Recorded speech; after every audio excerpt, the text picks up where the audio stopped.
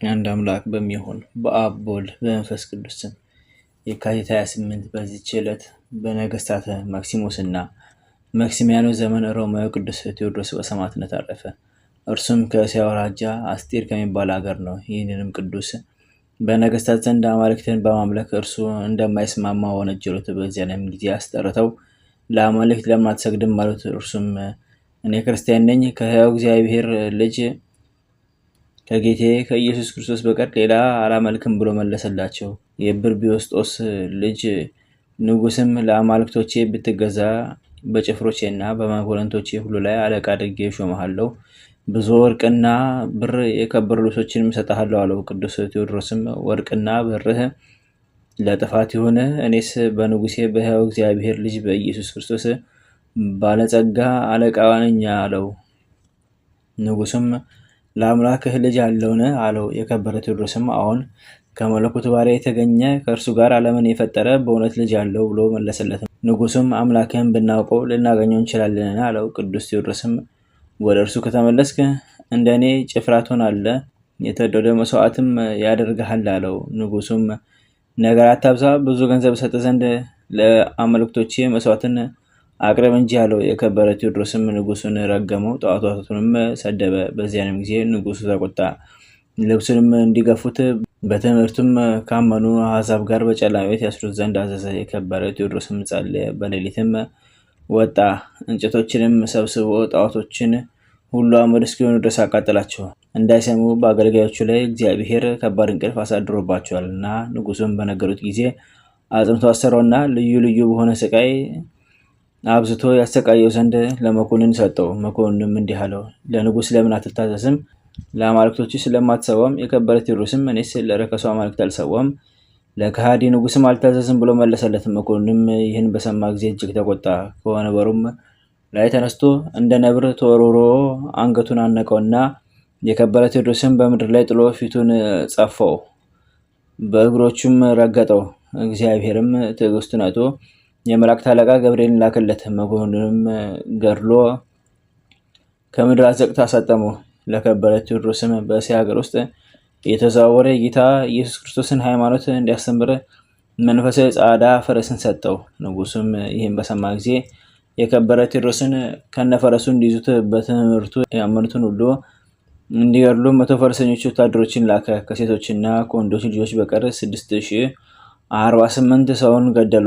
ሊይዙትም ወደ ቅዱስ ቴዎድሮስ በደረሱ ጊዜ ፈረሱ በላያቸው ተወረወረ። ከአፉም እሳትን አወጥቶ አመድ እስኪሆኑ አቃጠላቸው። ነገር ግን ሌሎች አግኝተው ያዙትና ወደ ንጉሥ ወሰዱት። እርሱም ወደ እስር ቤት እንዲያስገቡት እንዳይበላና እንዳይጠጣም ደጃፎቹን እንዲዘጉ አዘዘ። ከዚህም በኋላ የክብር ባለቤት ጌታችን ኢየሱስ ክርስቶስ ተገለጸለትና ቃል ኪዳን ሰጠው። በዚያንም ጊዜ ከእስር ቤት አውጥተው ዘቅዝቀው ሰቀሉት። ደሙም እንደ ውሃ እስቲፈስ ከላም ቆዳ በተሰራ ጅራፍ ገረፉት። ደሙ የነካቸውም ብዙ በሽተኞች ዳኑ። ተአምራቱንም ያዩና የሰሙ በጌታችን አመኑ። በዚያችም ቀን 148 ሰዎች ተገደሉ። እሊህን የተገደሉትንም ሰማዕታት ወደ እሳት ማንደጃ ውስጥ ከእርሱ ጋር ጨመሯቸው። በዚያንም ጊዜ ንፋስ ነፈሰ፣ መብረቅና ነጎድጓድም ሆነ። እሳቱን አቀዝቅዞት የከበረ ቴዎድሮስ ምንም ሳይነካው ከእሳቱ ውስጥ ወጣ። ከዚህ በኋላ ንጉሥ የሚያደርግበትን ባጣ ጊዜ 54 ልጥር የሚመዝን ልጓም አምጥተው አፉን እንዲለጉሙት እግሮቹንና እጆችንም በችንካር ቸንክሮ ለአንበሳ እንዲሰጡት አዘዘ። አንበሳውም እንባውን እያንጠበጠበ እንደ ሰው አለቀሰለት እንጂ ምንም አልነካውም። ጌታችንም ተገለጠለትና ስሙን ለሚጠራ መታሰቢያውን ለሚያደርግ ገድሉንም ለሚጽፍ እድል ፈንታውን ከእርሱ ጋር በመንግስተ ሰማያት ያደርግ ዘንድ ቃል ኪዳን ሰጠው። ከዚህ በኋላ የ200 ሰው ሸክም እንጨት፣ 100 ልጥር ባሩድ፣ 100 ልጥር የዶሮ ማር፣ 100 ልጥር ነአሳ አመጡ። ከማንደጃውም ጨምረው እጅግ እስከሚገላ አነደዱት። ጸሎቱንም ከፈጸመ በኋላ ቅዱስ ቴዎድሮስን ወደ ነደደው እሳት ወረወሩት። ምስክርነቱን ፈጸመ። የመላእክት አለቆች ሚካኤልና ገብርኤል ነፍሱን ተቀበሉ። በ3 አክሊላትም አቀዳጁት። ስጋውንም አውሳቢያ የተባለች የመኮንን ሚስት ወሰደች። ዋጋው ብዙ በሆነ ሽቱም ገነዘችው። ወደ ገላትያ ወሰደችው። በእብነ በረድ ሳጥን አድርጋ በዚያ ቀበረችው። ቤተ ክርስቲያንም ሰራችለት። ከስጋውም ታላላቆች ድንቆች ተአምራቶች ተገለጹ። ለእግዚአብሔር ምስጋና ይሁን፣ እኛንም በጸሎቱ ይማረን፣ በረከቱም ከኛ ጋር ትኑር ለዘላለሙ አሜን። በዚህችም ቀን የቅዱስ ቴዎድሮስ ማህበር የሆኑ 6304 ሰዎች በሰማዕትነት ሞቱ። በረከታቸው ከኛ ጋር ትኑር። ለእግዚአብሔር ምስጋና ይሁን አሜን። አንድ አምላክ በሆነ በአብ በወልድ በመንፈስ ቅዱስ ስም የካቲት 29 በዚህች ቀን ከእመቤታችን ከቅድስት ድንግል ማርያም በስጋ ለመወለዱ ለክብር ባለቤት ጌታችን ኢየሱስ ክርስቶስ የልደት በዓል መታሰቢያ ነው። ከቸር አባቱ እና ይቅር ባይ ከሆነ መንፈስ ቅዱስ ጋር ለእርሱ ክብር ምስጋና ይሁን ለዘላለሙ አሜን።